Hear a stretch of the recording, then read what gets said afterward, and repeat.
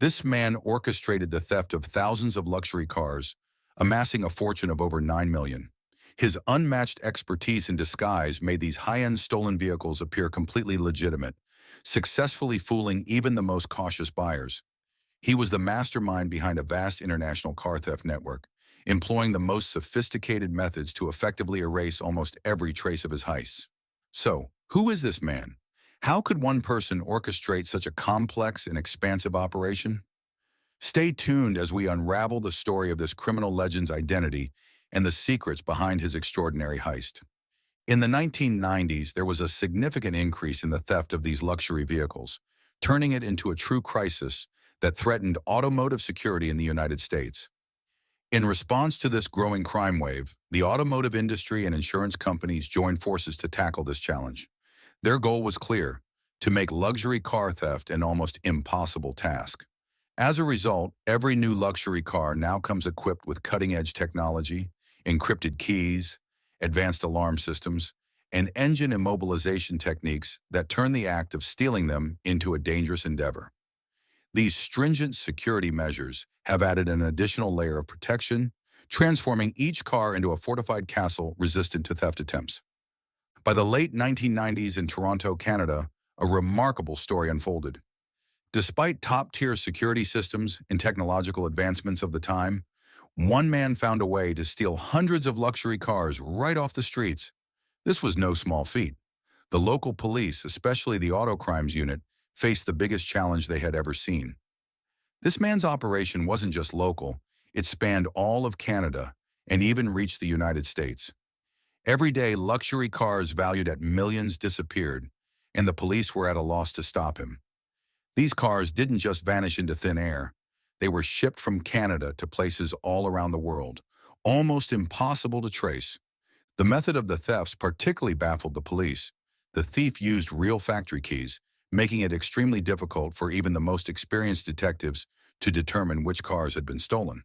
Police estimates suggested that luxury cars valued at over $5 million were stolen and resold annually. The mastermind behind this massive operation was Bill Deal, a man of Indian descent. Bill wasn't just any thief. He was a skilled auto mechanic and bodywork expert. He led a large organization responsible for stealing, altering, and then selling these luxury cars to people all over the world without anyone suspecting a thing. The police discovered that Bill was stealing more than 30 luxury cars every day, making him a notorious figure in the world of car theft. Bill Deal ran an auto repair shop with his wife in a Toronto suburb, but much more was happening in this shop than just simple repairs. Bill and his wife shared an unbridled ambition to accumulate wealth, and Bill didn't mind bending the law to achieve it. After spending time in prison in the 1980s for insurance fraud, Bill emerged with a plan to fool the police, car dealerships, and insurance companies. The first step in his cunning plan was a visit to the local junkyard. There, Bill found a late-model BMW that had been in a serious accident and was worthless to anyone else. He bought the wrecked car not because he was interested in fixing it, but because he was after something more valuable than the car itself: the vehicle identification number, VIN. This is the most crucial part of any vehicle, unique to each car. The VIN is issued at the factory and stays with the car for its entire life. Once a car is crushed, the VIN is supposed to be removed, but Bill was about to give this VIN a new life in his well-planned scheme. The first step was to recruit a skilled car thief, and Bill knew the perfect man for the job: Claude Larry. Larry was famous in Eastern Canada as a master car thief, known for his ability to bypass even the most sophisticated security systems. Bill hired Larry to steal a specific model of BMW, one that matched the wrecked car he had bought from the junkyard. Larry was up to the challenge. These luxury cars were equipped with high-tech anti-theft devices, but he had the tools and skills to bypass these measures. Under the cover of darkness, he approached the target car, using a specialized tool to unlock it carefully, ensuring the alarm didn't go off. His next task was to disable the engine immobilizer, a complicated part of the operation. Larry used a stolen diagnostic program, normally used by car dealerships, to reprogram the car's computer with a set of stolen master keys. He successfully bypassed the immobilizer and started the engine. However, as Larry was driving away, a police patrol unexpectedly appeared nearby. Keeping calm, he quickly turned into side streets, skillfully avoiding detection. After a few tense minutes, he managed to lose the patrol and safely delivered the car to Bill Deal at an unmarked warehouse. Bill was ready to transform the stolen car by giving it a new identity to make it appear legitimate. This is where the vehicle identification numbers, VINs, played a crucial role in Bill Deal's operation. His task was to transfer the VIN from the wrecked car to the stolen one, disguising the stolen car. The obvious places to start were the VIN plate visible through the windshield and the sticker on the driver's door. But Dwal was meticulous. He knew that there were other hidden VINs, sometimes called ghost VINs, that were meant to be used by autocrime investigators to identify a vehicle once the common VINs had been removed. With meticulous attention to detail, Dwal carefully removed these hidden numbers. He understood that even a single overlooked VIN could unravel his entire scheme.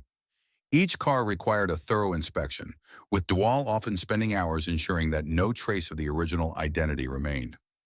This meticulous process was key to Bill Dwal's success, allowing him to sell these cars as legitimate used vehicles, eluding both police detection and the suspicions of potential buyers. However, after successfully erasing the stolen car's identity, the process of creating its perfect clone began. His next step involved using a set of counterfeit VIN stickers based on numbers from abandoned cars.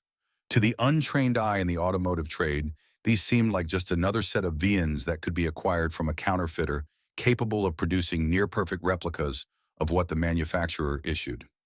This part of the process was relatively straightforward. WL could purchase these counterfeit VINs for a fee, along with door stickers to give the car a legitimate appearance and a serial number plate for the dashboard, complete with matching screws. But he knew he needed to go one step further to avoid the car being detected. In some cars, the VIN was directly engraved into the vehicle's computer, linking the computer to that specific car, not just to the general marks on the vehicle.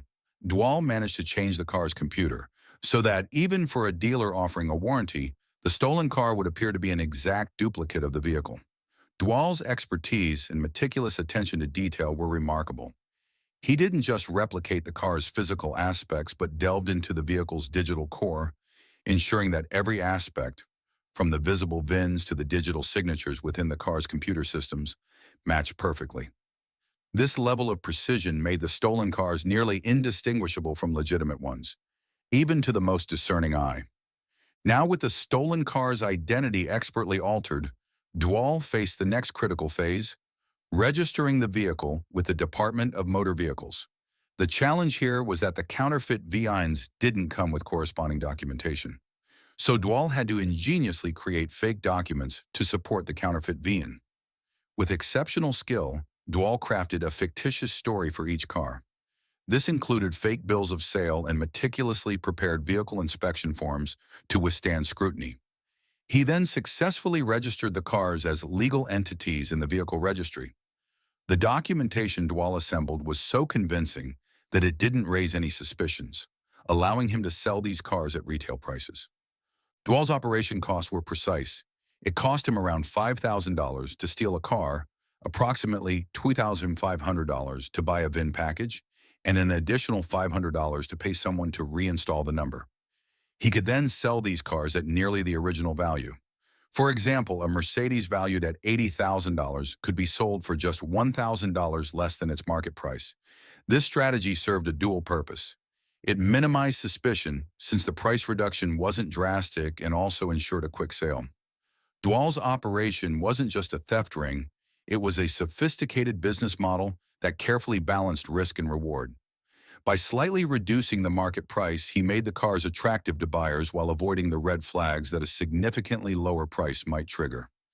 Bill Dwal was reaping extraordinarily high profits by selling these expertly disguised cars. His business ran smoothly, and the risk of detection was remarkably low. The cars were so skillfully altered that even buyers who conducted thorough checks couldn't detect anything wrong. By selling just one BMW, Dwal could net a profit of $70,000. Dwal's success was so astonishing that he regularly provided Alari with a shopping list of the types of cars he needed. However, a new problem arose. Bill could no longer find enough wrecked cars to meet demand, so he devised a new system to acquire clean VIN numbers. Dwal came up with an ingenious scheme. He contacted a friend who worked at a car dealership in California and asked him to provide VIN numbers of specific car models in exchange for a fee, knowing that these cars would never return to Ontario. This ensured that there wouldn't be two cars with the same VIN registered in the same place. Thus, Dwal formed a team of spotters at car dealerships and parking lots across North America. This network allowed him to accumulate what he called clean VIN numbers from cars that were far away, reducing the risk of duplication and detection. Dwal's operation had now expanded beyond just stolen and wrecked cars. He was tapping into a broader network, leveraging contacts and creating a system that allowed him to maintain and grow his illicit business. Now, with a steady flow of VIN numbers at his disposal, Dwal and Ilari adopted a more systematic approach to stealing the large number of cars they needed. Ilari took on the role of mentor, educating other professional car thieves on how to steal specific car models. He didn't just demonstrate the methods, but also supervise their theft operations. It was almost like giving car theft classes. Ilari would select certain car models that were in demand and then train his team. They received lessons on the specific techniques needed to steal these cars. These classes included lessons on how to bypass advanced security systems, handle different locks, and even strategies to avoid detection by authorities. Dwal's army of young thieves spread across the city, with their first major target being Toronto's Lester B. Pearson International Airport. This place turned out to be a goldmine for their operations, as people often left their cars parked for extended periods while traveling. In just 3 days, Largy and his team managed to steal 15 cars from the airport parking area without leaving any evidence for the police. Then a major event shifted their focus to cars parked in parking lots in private residences. With a network of offenders at his disposal, Dwal reached the peak of his success. He was selling cars at a rate of 6 per week and earning over $50,000 in net profits. His strategy was cunning. He would prepare a stolen car, sell it to a customer, and then, after a few months, steal it again from the same customer. But Bill didn't stop there. He even paid people inside car dealerships to make keys for him, allowing him to steal cars directly from showrooms. This new tactic opened a new path for theft, making it even easier for him to acquire vehicles. Dwal's operation had become a well-oiled machine, with every aspect carefully planned and executed. His network not only stole cars, but also manipulated the entire life cycle of a vehicle to maximize profits. This level of sophistication in car theft was unprecedented, making him a major player in the criminal world, feared and respected for his ingenuity. To handle a large number of cars, ensuring a constant flow of vehicles, and with it, his profits, which amounted to millions of dollars annually, was no small feat. However, unbeknownst to him, he had become the target of a meticulous police investigation. At the height of his operation, Dwal was leading an army of thieves, orchestrating the theft of hundreds of luxury cars. At the same time, he became the subject of an intense police investigation, and in May 1999, Dwal's criminal empire faced a significant blow when he was arrested for possession of a stolen car and sentenced to 6 months in prison. However, not even jail could stop his operations. He continued running his theft ring from prison, making it clear to the police that his operation was solid enough to continue with or without his physical presence. During Dwal's incarceration, his wife took an active role in managing both the auto repair shop and the car theft operations. Her involvement was a testament to the depth and reach of their criminal network. Even in Dwal's absence, the business of stealing and selling cars continued uninterrupted. For years, Dwal's organization had eluded capture by law enforcement, and they were determined to catch Bill Dwal on any charge, whether it was possession of a stolen car or its sale. But despite several indictments, Dwal managed to avoid serious punishment, being convicted only of minor charges. The police's patience was running thin. Dwal's skillful moves had frustrated them for too long. It was time for a decisive strike to dismantle the entire operation. Their strategy was to unravel the intricate details of Dwal's system, its organizational structure, complexity, and network. The crucial step in this strategic game was to infiltrate the heart of the organization with an undercover agent. This required someone who was already part of the group and could be persuaded to cooperate with the police. Introducing the undercover agent as a new member initially proved challenging. Loyalty within the organization was strong, and it seemed that no one was willing to betray Dwal. The authorities knew that simply arresting Dwal on minor charges wouldn't be enough to stop the criminal enterprise. By penetrating the inner circle of the organization, they sought to gather critical information that could lead to the dismantling of the entire network. In June 1999, the tide finally began to turn in favor of the police in their long battle against Dwal's criminal empire. One of Dwal's car thieves was captured, and to avoid going to jail, the police offered him a deal. They asked him to introduce an undercover agent into Dwal's criminal organization as a new member. The thief eagerly accepted this opportunity. The plan was to involve a detective named Kelly, who would pose as an exceptionally skilled car thief.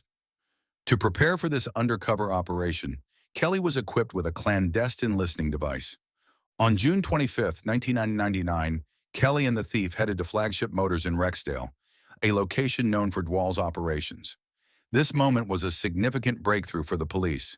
By infiltrating the inner workings of Dwal's organization, they hoped to gather the crucial evidence needed to dismantle the entire network. The decision to send in an undercover officer was a bold move that reflected the police's determination to end the reign of one of the city's most notorious car theft rings. Detective Kelly's role was crucial. He had to convincingly portray a car thief to gain the trust of Dwal's group, while gathering as much information as possible without arousing suspicion. The informant introduced Detective Kelly to Bill Dwal and his wife, leveraging Kelly's supposed expertise in car theft to impress Dwal. The plan worked, and Dwal invited Kelly to join his team of car thieves. Over several months, Kelly worked hard to gain Dwal's trust, blending in with the criminal environment. He was sent on numerous missions to steal cars. In one assignment, he was tasked with visiting a local dealership where the gang planned to steal luxury cars directly from the showroom. There, Kelly met an employee who was in cahoots with Bill. While pretending to discuss maintenance issues, the employee discreetly handed Kelly the car key, placing it on the car seat to avoid drawing attention. After acquiring the key, Kelly and the employee returned to Dwal's shop. But upon arrival, they encountered a surprise. One of the thieves whom Kelly had tried to recruit as an informant was present in the office. Dwal then informed Kelly that this person had accused him of being a police officer, but reassured him that they had dismissed it as nonsense, trusting that Kelly wasn't a cop. Despite this, Kelly couldn't shake the uneasy feeling, worried that Dwal might suspect the police were after him and that he might flee the city at any moment, adding a layer of tension to Kelly's undercover operation. The presence of this man who knew Kelly within Dwal's circle posed a significant risk, potentially jeopardizing the entire operation. Kelly now found himself in a precarious position, needing to carefully navigate this complex web of trust and suspicion to avoid being discovered and ensure the success of the police investigation. Despite the lingering suspicions, Kelly excelled in his undercover role, gaining Dwal's trust to the point where he and his team doubted that Kelly could be an undercover agent. However, concerns for Kelly's safety grew within the police department, and they realized it was time to move forward with the final phase of their operation, dismantling Dwal's criminal network. The police strategized to catch the group in action. Wanting to ensure they had a solid case against them, they planned a carefully orchestrated sting operation that would not only confirm the illegal activities of Dwal's organization, but also guarantee the safety of Detective Kelly and other officers involved. Finally, the time had come for the police to take decisive action against Bill Dwal. Judgment Day arrived, and Kelly played a crucial role in orchestrating a meeting that would culminate in the sale of a BMW and a Toyota, setting the stage for Dwal's arrest. At the moment of his capture, Dwal was caught red-handed. He was found in possession of a series of incriminating items, a collection of forged documents, vehicle titles obtained through fraudulent means, an assortment of car keys, and a substantial amount of money hidden in his pocket.